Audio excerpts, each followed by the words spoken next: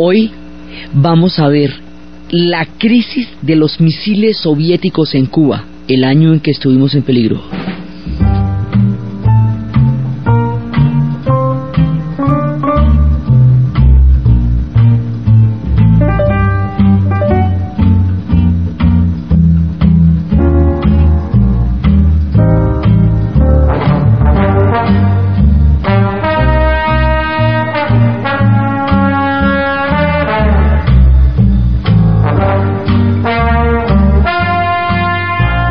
La vez pasada estábamos viendo la lógica de la Guerra Fría. Por eso estamos empezando con el tema de la banda sonora de Rusia con amor. La idea era que esto era una lógica absurda en la cual se enfrentaban potencias a un nivel nuclear que no hubiera podido sobrevivir nadie, que no hubiera podido tener ganadores, un esquema de guerra que contempla de la destrucción absoluta, como un juego de niños, como una especie de PlayStation, en donde uno juega los misiles y el otro también. Habíamos visto la lógica de las superpotencias de enfrentarse la una a la otra y jugar con el destino del planeta Tierra en un grado de irresponsabilidad histórica que resulta casi inconcebible. Nadie es responsable, nadie que tenga un poder atómico es responsable de su uso. No hay quienes lo usan moderada, decente y adecuadamente, y quienes lo usan con fines belicosos y pendencieros. El solo hecho de tener un poder atómico ya implica una actitud frente a la historia que es bastante complicada, y en eso nadie está a salvo. El asunto es que por muy absurda que pueda llegar a ser la Guerra Fría, eso no quiere decir que no fuera peligrosa. Sí era muy peligrosa y pudo llegar a serlo en extremo. Hubo un momento en que la Guerra Fría estuvo realmente al borde, literalmente al borde, de llevarnos a la destrucción total y a la Tercera Guerra Mundial, tan temida a lo largo de todos esos años del régimen de la espada de Damocles sobre la cabeza de la humanidad. Ese momento ocurrió en octubre de 1962. El escenario fue la isla de Cuba y se le conocería como la crisis de los misiles. ¿Cómo llegamos a ese punto de alta peligrosidad y, lo que es más chévere, cómo nos salvamos de él? Bueno, la cosa es la siguiente. Cuando el muro de Berlín en 1961, recordemos que ese muro lo levantaron en el 61, y como era un asunto interno de Alemania, de las dos Alemanias con los soviéticos, de la Alemania oriental y los soviéticos, para impedir que los alemanes orientales se fueran masivamente hacia una Alemania occidental que estaba empezando a tener un gran repunte económico y que estaba ofreciendo mejores condiciones de vida. Entonces eso hizo que muchísimos pueblos, muchísima gente de la Europa oriental atravesara la barrera y llegara a Europa occidental, y para eso se construyó el muro de la infamia, el famoso muro de Berlín, que fue el símbolo más aterrador de la Guerra Fría y del que ya se debería haber aprendido, pero parece que no. Entonces resulta que los Estados Unidos no actúa frente al muro de Berlín, porque eso en rigor es un problema interno de la Guerra Fría. O sea, es un asunto que están haciendo los soviéticos con los alemanes del este, y se considera que la falta de una acción contundente de parte de los Estados Unidos para impedir la creación de ese muro fue un símbolo de debilidad, digámoslo así, como una manera de decir: Estados Unidos no reaccionó frente a una cosa tan complicada como hacer un muro. Bueno, pero después vino la invasión a Bahía Cochinos. Habíamos visto que la Guerra Fría empieza en Europa a partir de la conferencia de Yalta y de Potsdam. Se va a concretar con la toma sistemática de Stalin por parte de los países de Europa del Este, que va a ser la cortina de hierro. Así empieza la Guerra Fría. Se traslada al Asia con el triunfo de la Revolución China, y habíamos visto cómo el triunfo de la Revolución China desataría todas las consecuencias de las guerras de Indochina y de la política de contención y todo eso.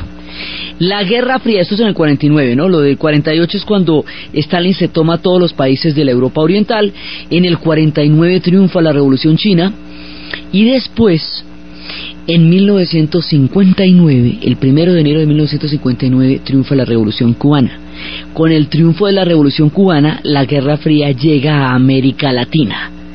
La guerra en casa. Y por eso es que le digo, esto se va globalizando. Entonces cada vez se va sucediendo algo que va llevando la Guerra Fría a otros escenarios. Entonces ahora va para América Latina. Entonces estalla la Revolución Cubana, que era la reacción frente a un régimen increíblemente corrupto que había transformado la isla en un burdel de los Estados Unidos y que tenía al pueblo en las condiciones de hambre más impresionantes. Nosotros habíamos visto en su momento y en su detalle cómo surgieron un grupo de intelectuales que se tomaron el cuartel de Moncada y luego se tomaron, finalmente el 1 de enero se van a tomar ya el poder. En el momento en que en que estalla la Revolución Cubana, en ese momento, como nacionaliza y afecta los intereses de los Estados Unidos en la isla, entonces en ese momento los Estados Unidos declara un bloqueo continental. Ese bloqueo continental va a hacer que Cuba quede totalmente aislada del comercio del continente, so pena de que los países que rompan el bloqueo tengan sanciones muy fuertes de parte de los Estados Unidos. Ese bloqueo continental va a dejar a Cuba en un estado de indefensión frente al mundo económico de América Latina. Y como habíamos dicho, que a la Unión Soviética nunca se le puede acusar de haber desperdiciado una papaya, que no se diga. Esta era la papaya más grande que la Guerra Fría le había podido presentar a los soviéticos. Mejor dicho, esto venía con moñito, en papel de regalo. Cuba solita, a 90 millas de Miami. ¿Qué más bonito que eso? Entonces los soviéticos inmediatamente se van donde los cubanos y les dicen: te veo como solita, como aisladita, como bloqueadita. ¿Tú por qué no me comentas y yo inmediatamente lo que te provoque, lo que tú quieras? Y Cuba se vuelve una pieza clave en el ajedrez de la Guerra Fría, porque es la que está a 90 millas de Miami y la que pone a los cubanos, a los soviéticos, al alcance de las fronteras de Estados Unidos. Como quedan tan lejos de los Estados Unidos de la Unión Soviética, entonces el juego geopolítico es como usted va avanzando lo más cerca posible de la geografía del otro. Lo más cerca posible de la geografía del otro pues era Cuba de los Estados Unidos. En las conferencias de Yalta y Potsdam estábamos de acuerdo en que nadie se metía en la zona de influencia del otro. Por eso cuando estallaron todas las barbaridades que hicieron en la Europa Oriental para impedir la reforma de Estados Unidos, no dijo nada ni movió nada. Pero esto ya es una cosa distinta, esto ya es una papaya, porque hay un bloqueo continental de una isla. Por eso es que siempre, si la Revolución Cubana era o no marxista en un principio, eso no se puede saber, pero no hubo opción. En la Guerra Fría eso no tenía ningún tipo de opción, o usted estaba de un lado o estaba del otro. Entonces la Unión Soviética inmediatamente se hace cargo de Cuba, y Cuba se vuelve la avanzada, la punta de lanza de la Unión Soviética frente a los Estados Unidos, y a partir de ese momento la Unión Soviética va a controlar y a decidir los destinos de Cuba de una manera total.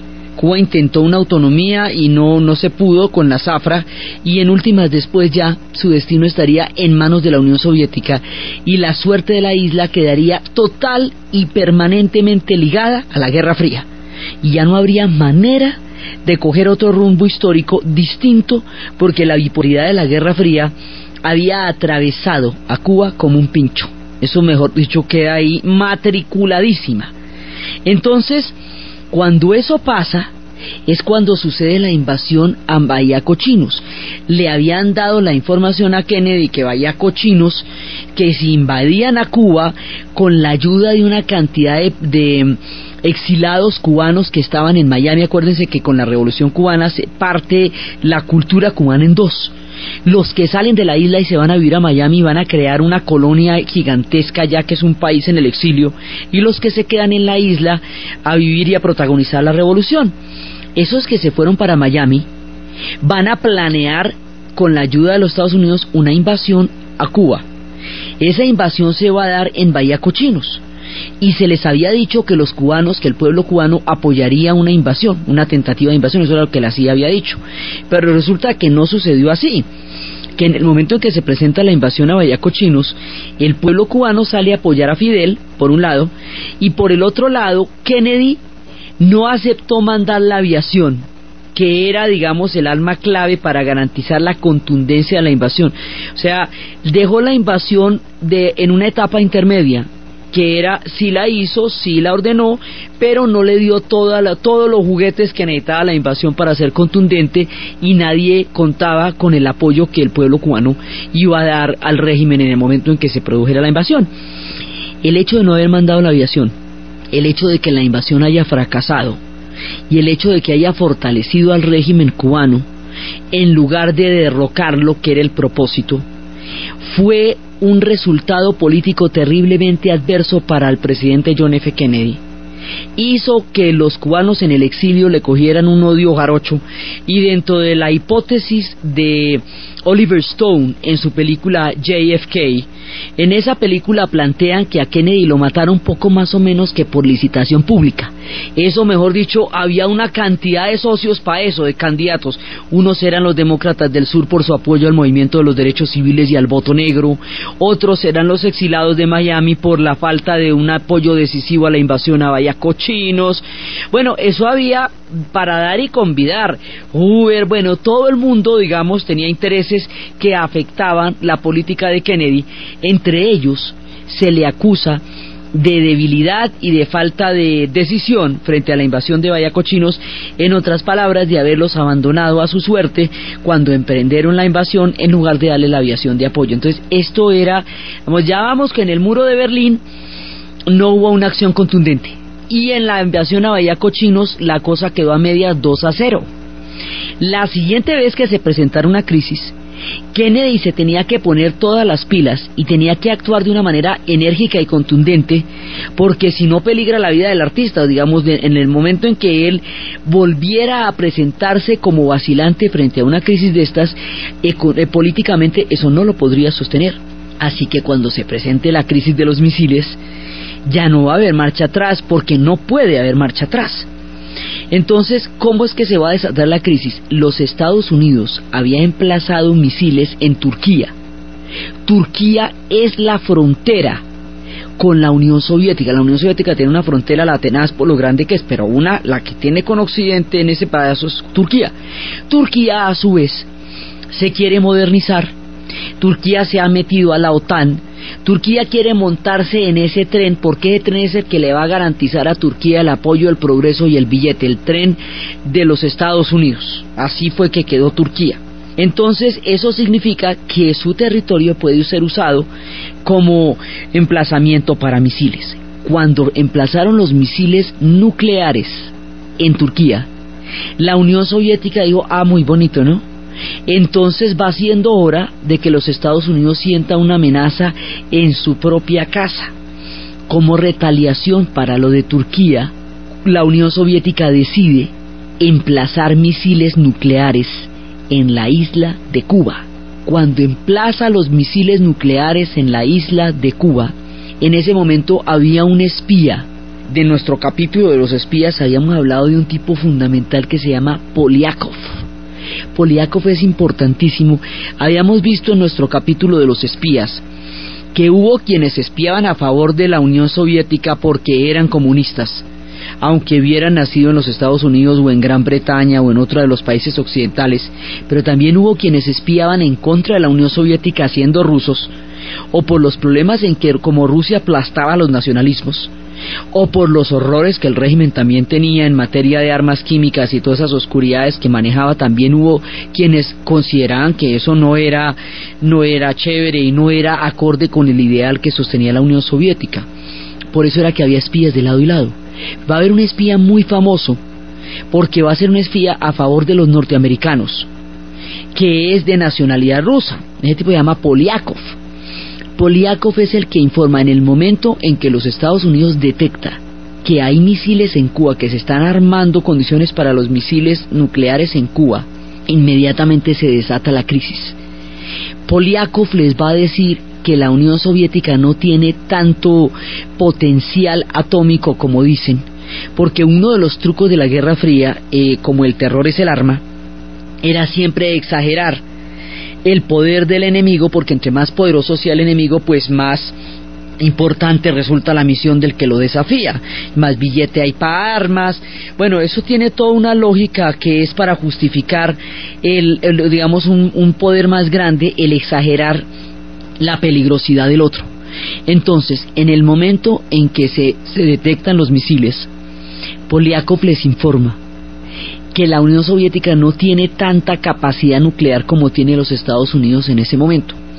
Esa información tan importante de Poliakov le da a Kennedy las condiciones para presionar todo lo duro que quiera, porque ve que de todas maneras están en ventaja y que se pueden ir con la contundencia que el momento político le exigía a Kennedy frente a esta crisis.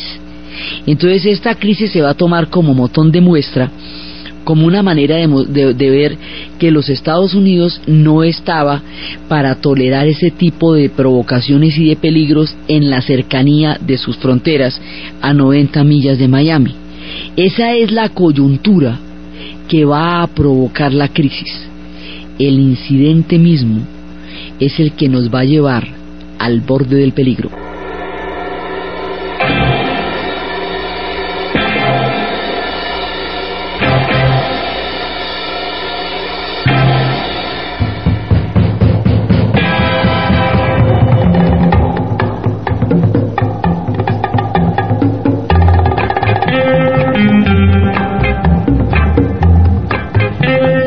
La situación es la siguiente: se detectan los misiles nucleares, se le da la información en Cuba, se le da la información a los Estados Unidos, la información le llega directamente a Kennedy. Entonces hay alas dentro de los Estados Unidos, los halcones y las palomas. Hay quienes les dicen: mire, bombardéelos, bombardee las bases y bombardee de una vez los aviones y, mejor dicho, y nos vamos para la que sea. Entonces Kennedy piensa y dice: no, aquí toca ser fuertes, contundentes, pero tampoco podemos ser tan guerreristas porque esto es una cosa delicada. Opta por la advertencia. Entonces, ¿qué pasa? Por un lado están montando los misiles, pero eso hay que traerlos, porque es que acuerde que la Unión Soviética también queda lejísimos de Cuba. Entonces eso viene por barco, mientras traen el resto de los cohetes y todo eso para terminar de armar toda la juguetería bélica allá. Entonces lo que van a hacer los norteamericanos es amenazar con hundir esos barcos. Si inmediatamente se le ordenan a las Fuerzas Armadas que se preparen para una posible guerra nuclear. 150 misiles balísticos intercontinentales quedan listos para ser disparados, y simultáneamente los bombarderos B-47 y B-52 al mando aéreo estratégico se ponen en estado de alerta. Kennedy se dirige al pueblo norteamericano el 22 de octubre.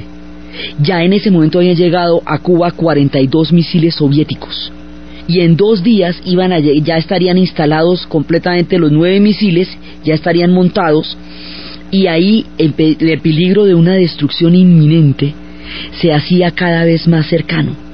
Entonces las dos potencias estaban mostrándose los dientes, y cada una de ellas estaba haciendo un pulso.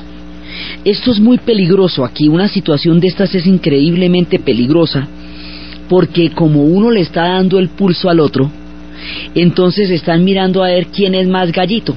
Entonces 2 gallitos de pelea con armas nucleares, eso es una irresponsabilidad histórica de marca mayor, porque no se sabe en una de esas a quién se exceda del límite o le pase un error, como lo vimos en el programa pasado. Pero aquí el problema no era de un error, aquí el problema era de hasta qué punto estaba el otro dispuesto a llegar para probar la superioridad como potencia. Eso es uno de los momentos más peligrosos de la Guerra Fría. Entonces aquí hay una amenaza.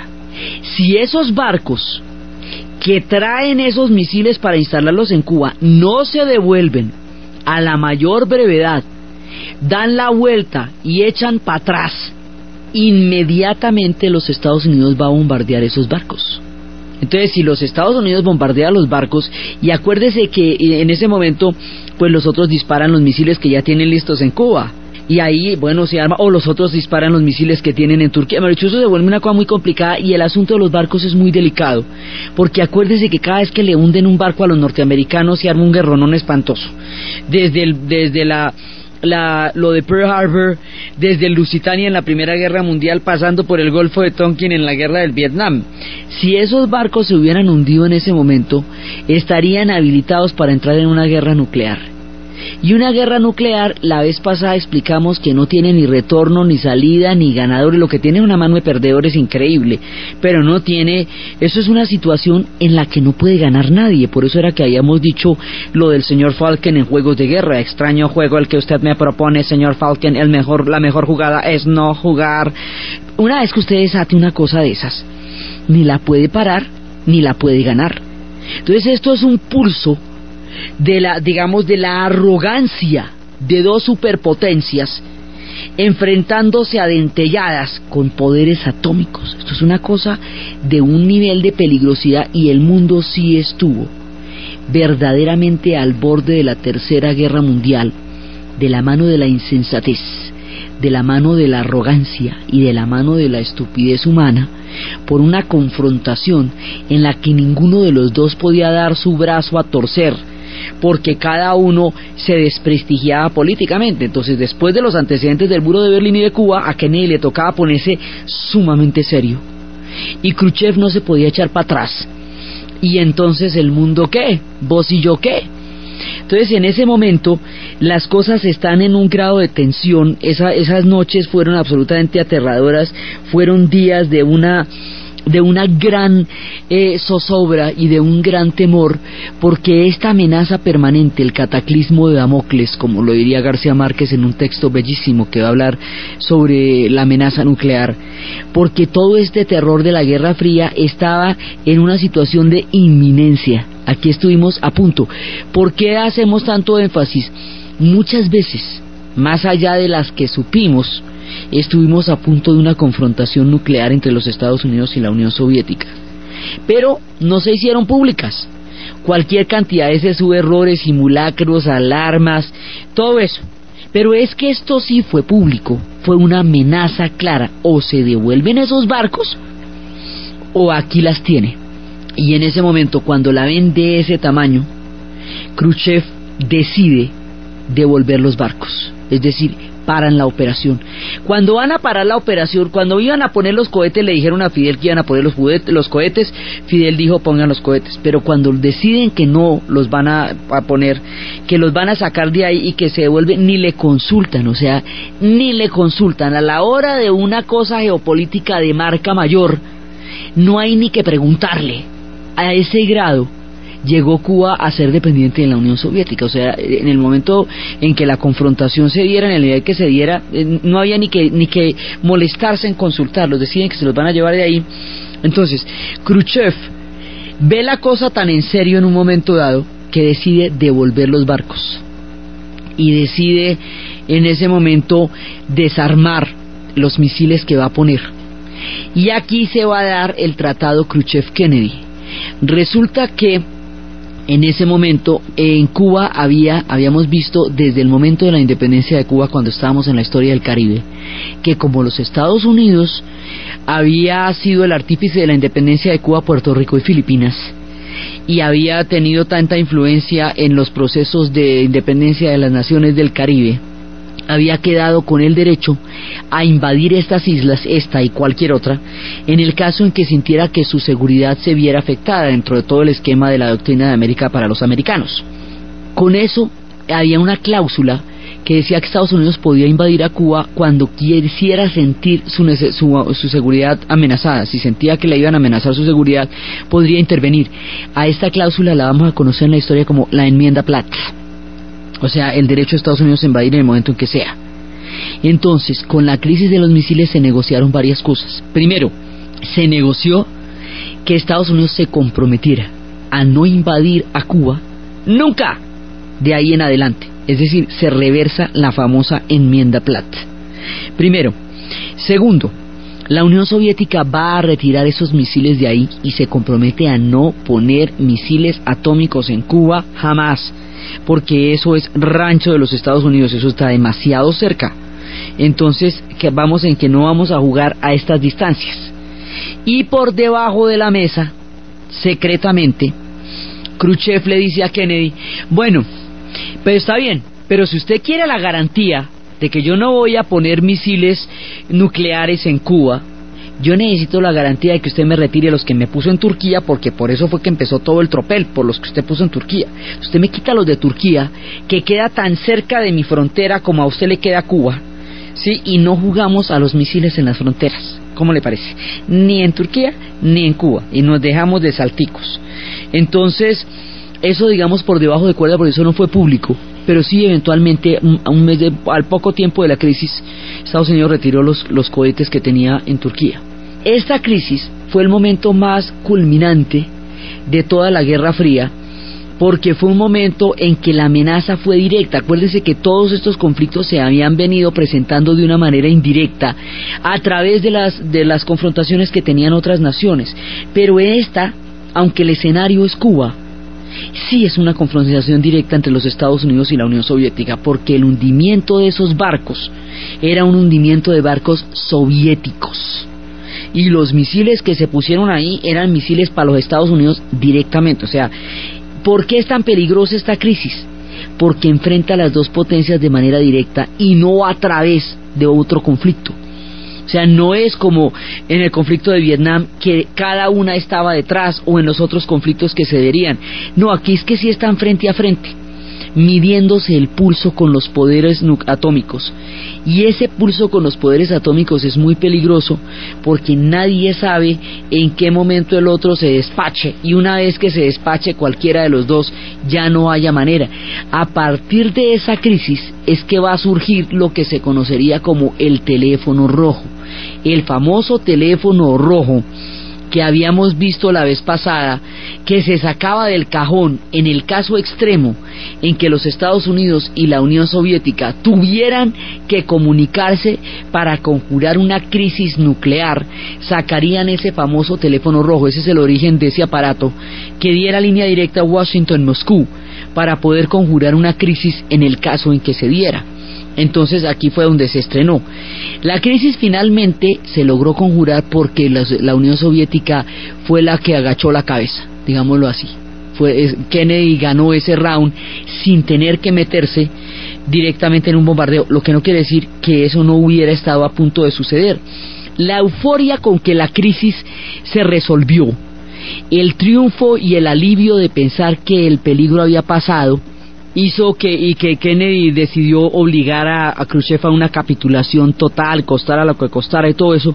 Después de eso, nadie pensó, ya pasado el alivio y el momento, que en los momentos más álgidos de la crisis, el propio Kennedy dijo que las probabilidades de un desastre eran de 1 entre 3 e incluso más, y lamentó la probabilidad de que los niños del mundo no llegaran a viejos. Y ahí nos acordamos de las palabras de Sting que habíamos visto la vez pasada.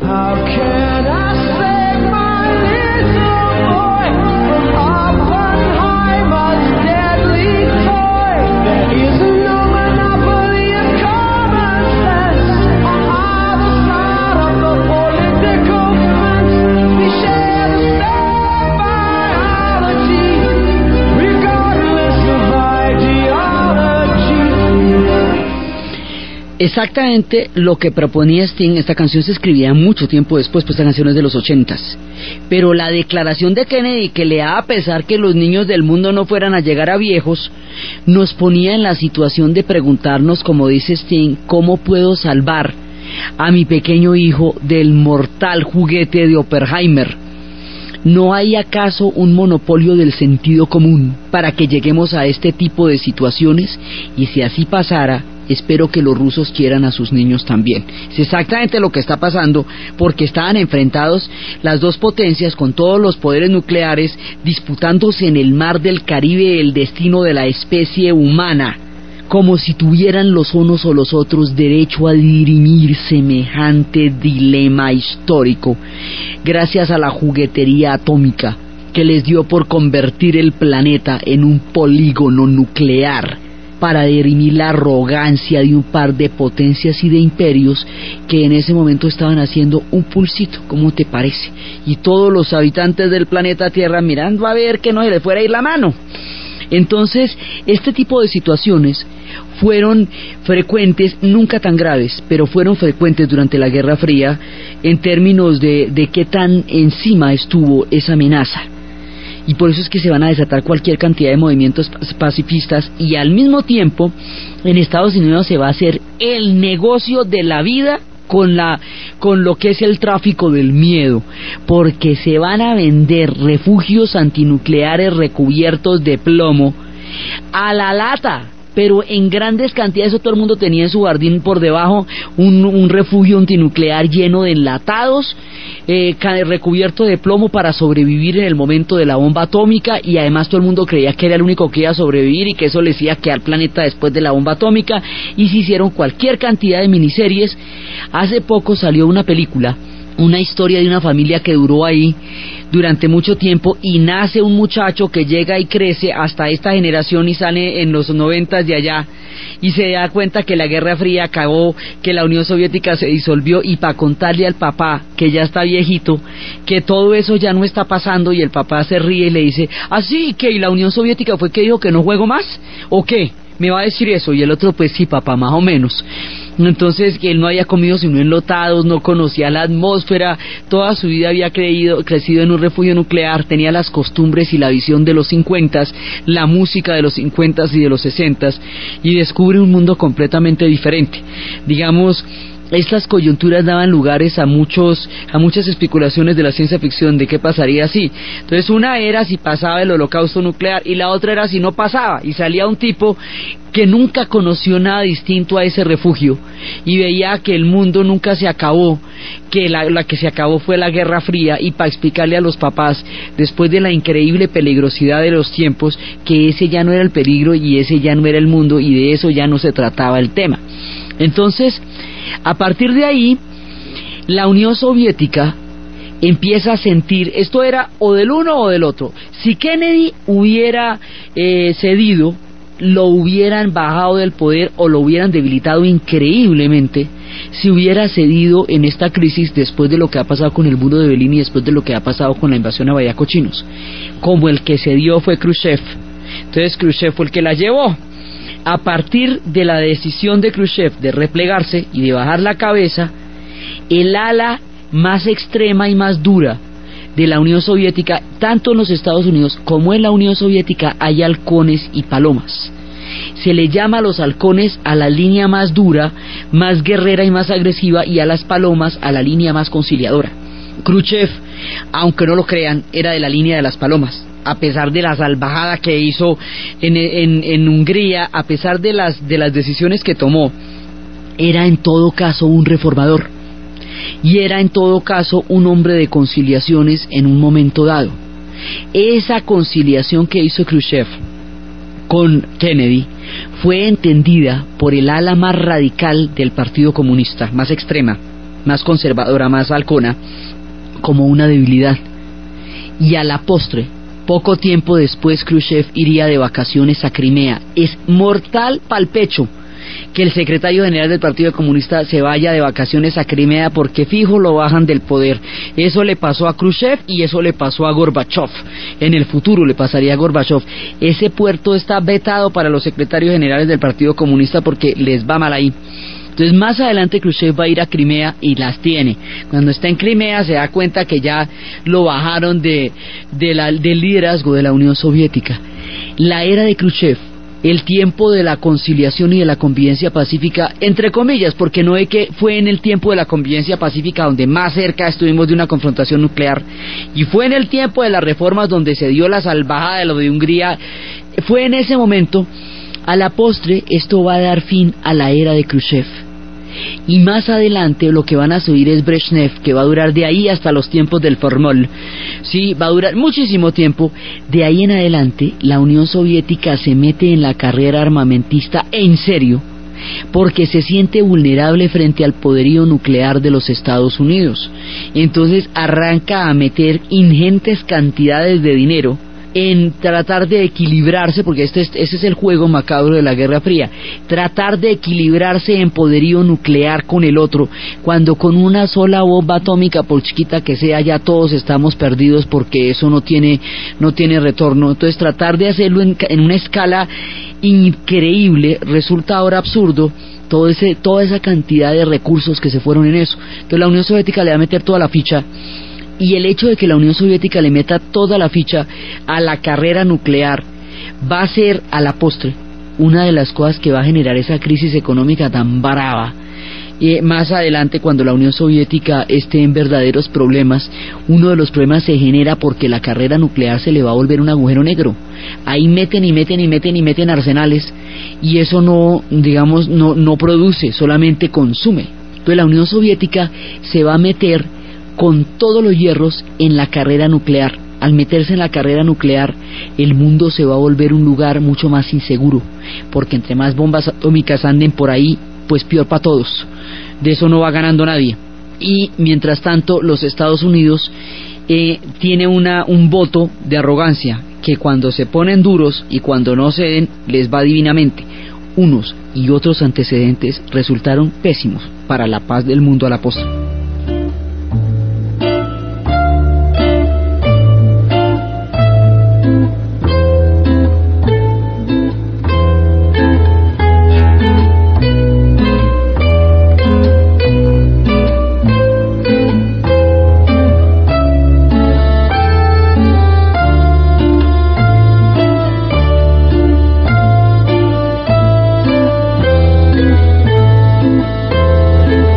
Entonces la Unión Soviética queda comprometida a incrementar la carrera armamentista, y viene una era mucho más intolerante y mucho más extrema para la política de la Unión Soviética en el continente y en el mundo, pues a medida que se va nuclearizando.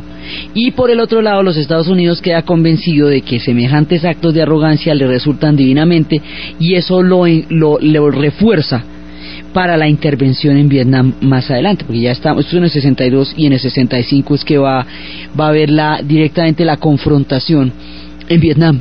Entonces esto endurece el clima político, salva momentáneamente a la humanidad de la destrucción, y eso siempre es chévere, porque si no contábamos el cuento, y no nacería, ni la gente que vivió esa crisis había vivido para contarla, ni los que nacieron después estarían escuchando el cuento. Entonces ahí no habría tema. Se salvó el mundo de esa crisis, pero la crisis endureció el clima geopolítico y le dio más piso a la carrera armamentista en una medida. También hubo, digamos, como en las líneas de cambio de Lichín, en las líneas del cambio de Lichín las cosas no son absolutas, no van todas en una sola dirección, sino que también hay direcciones que cambian. También hay una conciencia en ese momento, después de la crisis de los misiles, de haber estado tan cerca de una guerra nuclear, que hizo que el control de los armamentos, que nunca había existido, siempre ha sido un fracaso, empezaran a tratar de reducir las tensiones, y se enviaron una carta que invitaba a redoblar los esfuerzos para firmar un tratado que empezara a tratar de eliminar la proliferación de armas, no de eliminar, sino de limitar. Kennedy aceptó la idea de Khrushchev, y habían empezado primero que todo a hablar de una limitación, pero digamos ahí empezó como a surgir la idea. De ahí a que esto se aplicara en la práctica y que los tratados de limitación de armas nucleares realmente funcionaran, pasaría mucho tiempo y mucha agua bajo el puente. La idea surgió por primera vez a partir de la crisis de los misiles en Cuba, pero era una idea bastante contradictoria, porque estaban hablando Khrushchev y Kennedy de empezar a limitar la producción de armas nucleares para evitar un peligro tan grande sobre el planeta Tierra, y simultáneamente después del cambio de poder, y que después de que bajan a Khrushchev se va a incrementar todo el poderío soviético. Entonces, digamos, hubo una pequeña conciencia del peligro que esto podía representar para el planeta, pero no lo suficientemente contundente como para que nos hubiera llevado a resultados de limitación de producción de armas. Al contrario, la Unión Soviética decidió meterse en todas las que quería, y los Estados Unidos se sintió con manos mucho más libres para las intervenciones en los diferentes conflictos del mundo. Entonces esa fue, digamos, como el momento más álgido de toda la crisis, y ahí fue cuando Poliakov jugó un papel tan importante. Los espías, a la hora de una crisis de estas, es cuando son importantísimos. Esos son los famosos topos que pueden llevar 20 o 30 años pasando una información que es la que les autorizan y todo eso, hasta que llegue el día en que lo que tienen que decir valga los 30 años en que no han sido revelados.